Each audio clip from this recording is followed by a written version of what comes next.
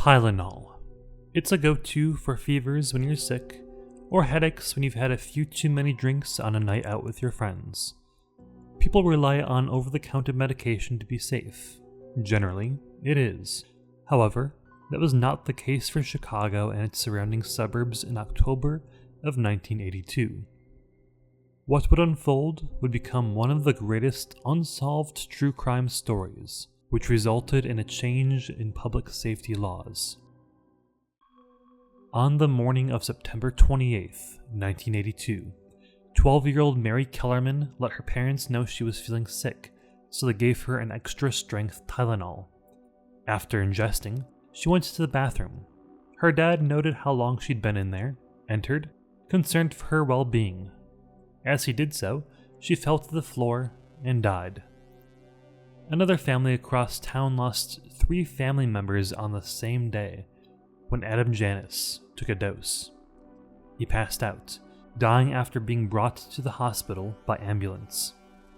That same day, the family gathered at Adam's home. Overtaken with grief, his brother and sister-in-law, Stanley and Teresa, cried so much they developed headaches. They then decided to take extra-strength Tylenol. Soon after, they died as well. These were just 4 of the 7 deaths that would occur. For investigators and the medical community, the clock was ticking to find a cause before another soul could be claimed. Beginning the investigation, a nurse in the Chicago suburb of Arlington Heights took a first step. She decided to visit the homes of the victims. She started with Adam Janis's home. Upon arrival, she discovered a receipt for a recent purchase of Tylenol, and 6 tablets were missing from the purchased bottle. Generally, people take the higher amount of an allotted dose, in this case, 2 pills. 3 people dead and 6 tablets missing. The timing of the purchase spurred a theory that perhaps the pills were to blame. It's at this time that the nurse takes her suspicions to investigator Nick Fissos, who in turn contacts the Cook County Medical Examiner. Once the medical examiner is involved, the worst suspicions are validated. The medical examiner has Nick smell the bottle, and it smells like almonds. This almond smell, for those who don't know, is a characteristic of cyanide. The remaining pills in the bottle were tested, and all 44 contained 3 times the lethal dose of that poison. I've talked before about cyanide in a video about one of the only known cases of Halloween candy tampering. Cyanide, or more accurately, potassium cyanide, is a colorless crystalline substance that has a similar appearance to sugar. Cyanide is probably the most well-known poison, thanks to movies and its usage in World War II, but it also has practical applications. Potassium cyanide is used to prepare other chemicals in manufacturing, pharmaceuticals, and the production of plastics. If ingested, symptoms can include shortness of breath, nausea, vomiting, asphyxiation, seizures, and, of course, death. The race was on to warn Chicago residents against taking any Tylenol. They quickly held a press conference to discuss their findings and discourage consumption of the pills.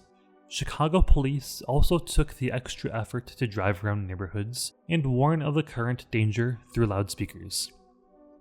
Despite these widespread warnings, investigators expected to have a relatively easy conclusion to the situation. Both the Janis and Kellerman bottles had the same batch number, so they could just recall that one number.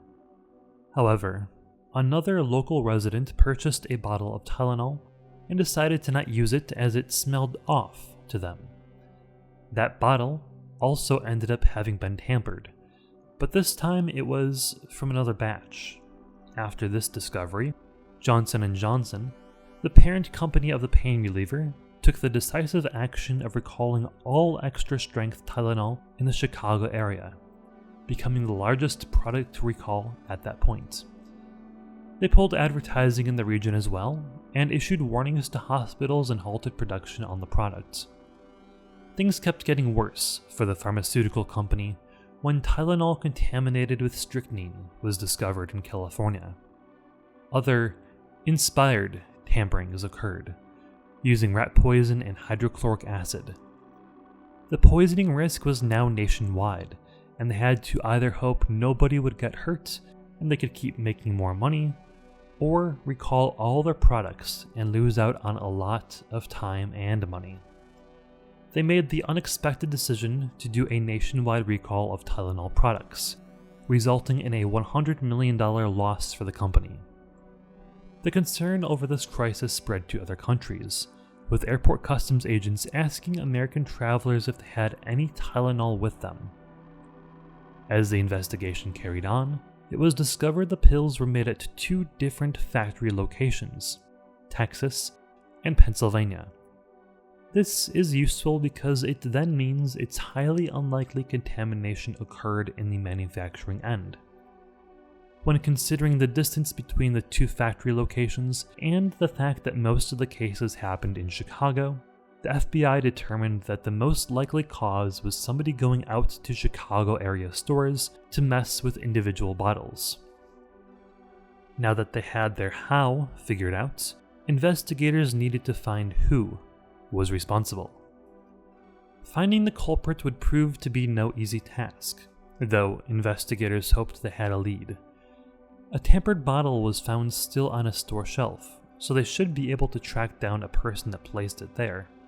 Cyanide is acidic and that would melt through the capsules, so the person tampering had to act within a day or 2 of the victim purchasing and consuming the pills. Except this was the pre-internet and HD world, so security cameras were sparse.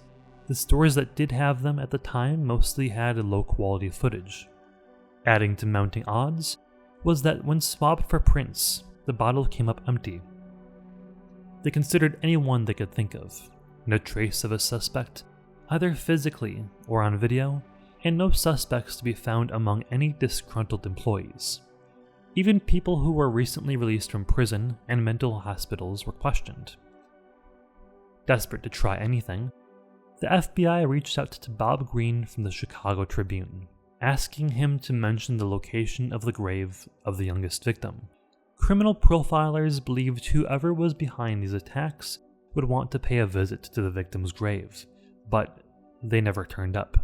The only real clue police had to go on was surveillance footage from a local Walgreens one of the victims, Paula Prince, shopped at. In it, you can see a bearded man just behind Paula, and this was their first lead toward a suspect. As time went on, the police came across more easily identifiable suspects. Johnson & Johnson received a letter demanding $1 million to halt the poisonings, and a man named John Lewis was eventually arrested for this letter. During interrogation, he said someone could have caused the murders by purchasing the medicine, adding cyanide, and then placing the bottles back on store shelves. Some of his belongings were searched, and he did in fact own a book about poisons. Pages detailing cyanide in particular were found to have his fingerprints on them. Having your fingerprints all over a book isn't a smoking gun, since you would have to touch most pages in order to read a book.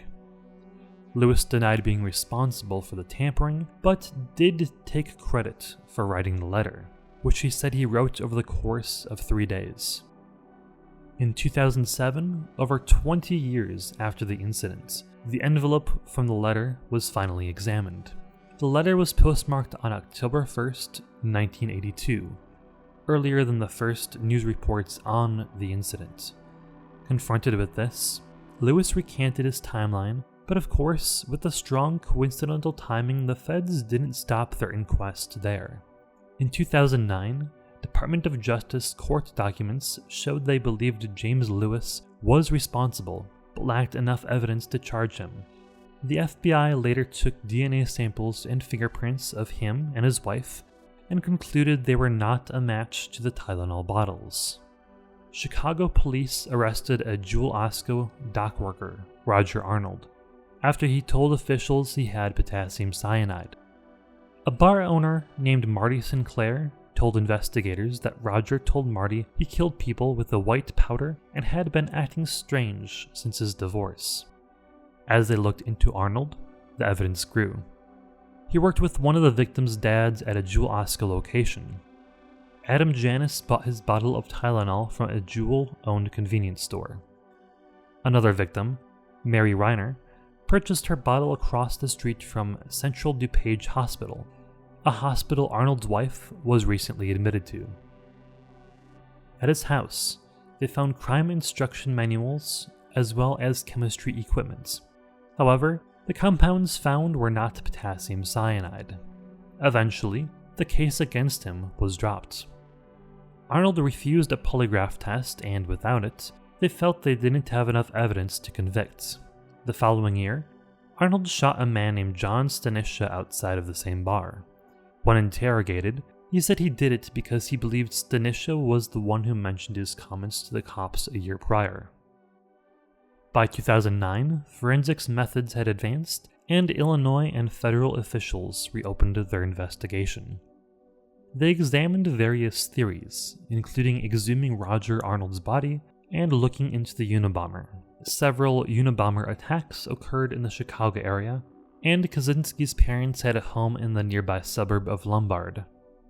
Despite the multi-decade search, the culprit has never been apprehended. As a result of the whole Tylenol incident, Johnson & Johnson received widespread praise for their actions during the crisis. The company was honest with the public and didn't try to downplay the incidents.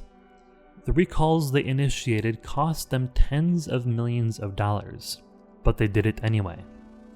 At the time, the company's market share fell from 35% to just 8%.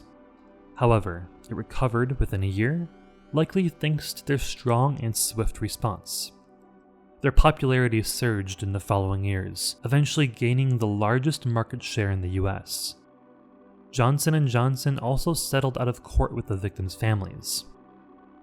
A company lawyer said while it wasn't the company's fault, they wanted to make things right and put the incident in the past.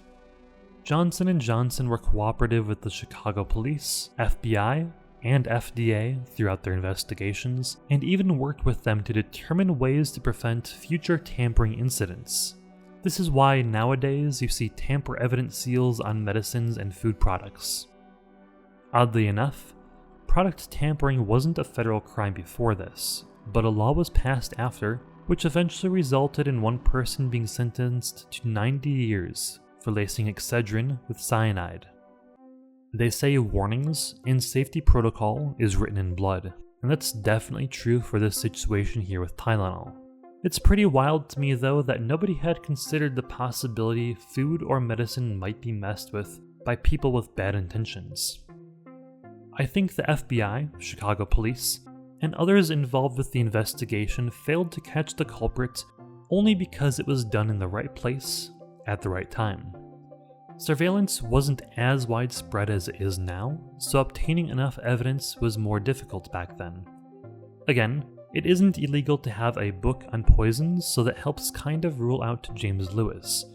But I wonder if he worked with the other suspects. Roger Arnold worked for Jewel, unloading trucks, so he had access to their inventory. He had a chemistry set at home and reacted so violently to people he considered to be against him. While it's true investigators didn't find cyanide in his chemistry equipment, it's strange someone would attack somebody else because it was thought they knew something they were alleged to have done. Polygraphs aren't admissible in court in a lot of jurisdictions now, but back in the 80s they held a higher degree of respect. Lie detectors don't actually detect lies, but rather the characteristics of being nervous. This is also why I think the tamperings happened at the right time. If this happened 20 years or so later, I think they might have had enough evidence to convict. It seems to me that the two likely paired up, with Roger Arnold doing the actual work to mess with the pills, and James Lewis writing the letter demanding the money. Regardless of what I think, multiple three-letter agencies were unable to locate and convict the person responsible for this event. We would like to think people will get caught, But the real world doesn't operate like a police procedural. If you enjoyed this video, please consider subscribing and let me know your thoughts below.